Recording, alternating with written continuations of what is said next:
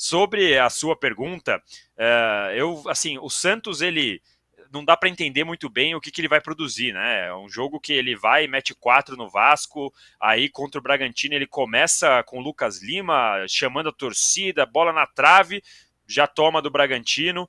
Então é um time que a gente não consegue saber qual vai ser a regularidade dele. O Vasco, coisa parecida também, embora tenha aí uma sequência com 3 vitórias nos últimos 5 jogos, né? Assim, que a gente olha e fala, será que vai conseguir? Tá com uma força, a mudança do comando aparentemente deu certo no Vasco. Agora, eu acho que vai ficar muito por aí, assim, Vasco, Santos, tô olhando até a tabela aqui, Vasco, Santos, Cruzeiro e Bahia. Eu não acho que o Corinthians e o Inter vão chegar tão perto dessa briga quanto eles estão agora nessa pontuação. Acho que eles vão conseguir escapar. E para mim ali, Coritiba e América Mineiro já não tem, então a gente está falando de 2 vagas para Goiás, Santos, Vasco, Cruzeiro e Bahia. Acho que vai ficar por aí, Tirone, a briga do rebaixamento. O Arnaldo, o São Paulino tá apavorado. Campeão da Copa do Brasil, tá achando que se não ganhar em casa... Olha, eu vou dar só um dado aqui para vocês, hein? O São Paulo tem 6 jogos fora de casa até o fim do campeonato. O São Paulo tem a gloriosa 19ª colocação fora de casa. Consegue ser melhor só do que o América. 5 pontos de vantagem. E campeão da Copa do Brasil e rebaixado no mesmo ano, só existe um. Fica tranquilo. Tá na Libertadores, não existe isso. Lembramos. Bom, que o Campeonato Brasileiro de São Paulo é uma vergonha, além de ter essa campanha ridícula como visitante, é o time que reabilita adversários na lona, nas cordas. Foi assim com o Goiás, foi assim com os 3 clubes mineiros, foi assim com o Internacional. É horrível, de fato. São Paulo só depende dos pontos que faz em casa.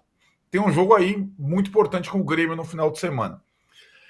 Como os companheiros escreveram, é que tem time pior, né, Tirone?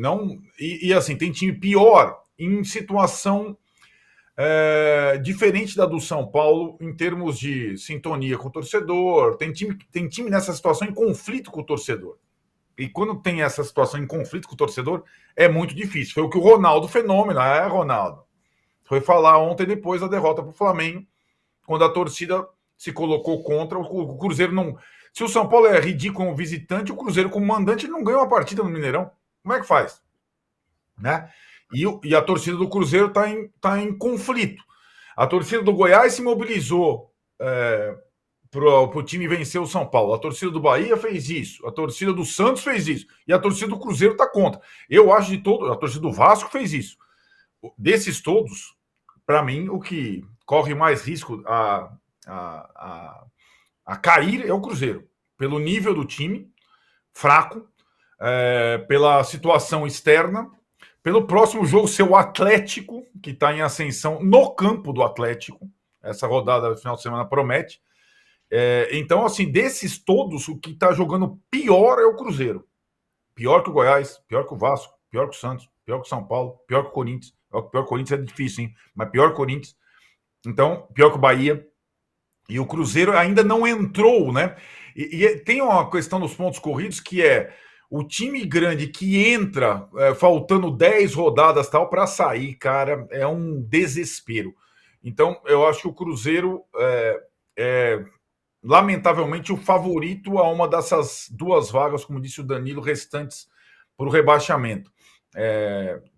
Aliás, além de tudo, tem muitos empates, né, no campeonato, assim como o Corinthians, é o risco do Corinthians também, que no eventual empate em pontos é o que vai fazer a diferença, o critério das vitórias, né? O Cruzeiro e o Corinthians têm poucas vitórias no campeonato em relação aos outros concorrentes. Então, o Cruzeiro do Ronaldo, acho que ele vai ter que ouvir o grito lá, né? Também é preconceituoso o grito do Ronaldo, né? Não é, Juca? Estão vários gritos preconceituosos contra os comandantes, mas tem time aí que tem dono e que, olha, decepciona.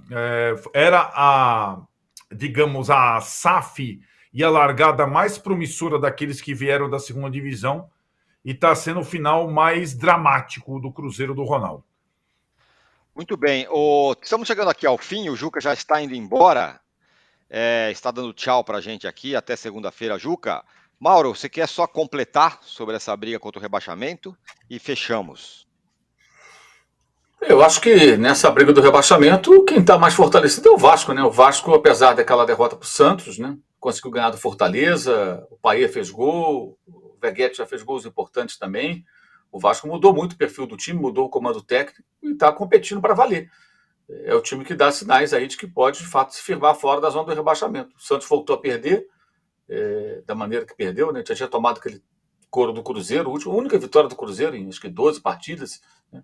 Mas o Vasco acho que dá sinais. Domingo tem um jogo pela frente contra o Flamengo. Se conseguir um bom resultado, eu acho que pode ser ali o jogo definitivo para o Vasco embalar e não correr mais risco de rebaixamento para a segunda divisão. Agora, o Cruzeiro, de fato, é assustador, mas acreditam no Zé Ricardo. O Zé Ricardo não faz um trabalho que o credencia há quanto tempo? Mas os caras vão lá e contratam o Zé Ricardo. Nada contra o Zé Ricardo, não, peraí. Pega os trabalhos dele, os últimos. Qual foi o bom trabalho? Por que você acha que o Zé Ricardo vai solucionar o problema do Cruzeiro? E ontem, na beira do campo, parecia um técnico meio perdido ali, só xingando, reclamando, falando sozinho, mas sem encontrar nenhuma solução. O time está muito mal. Já estava mal e continua com ele.